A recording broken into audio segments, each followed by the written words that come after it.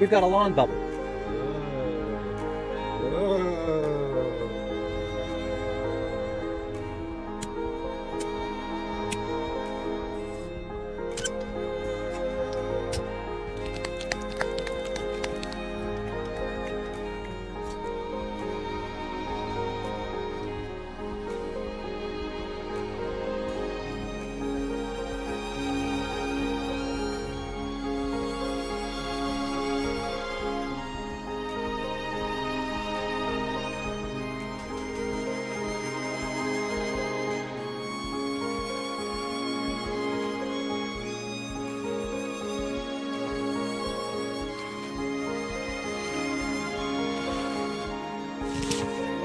I'm running out of daylight, so tomorrow we're gonna find out what's going on under here.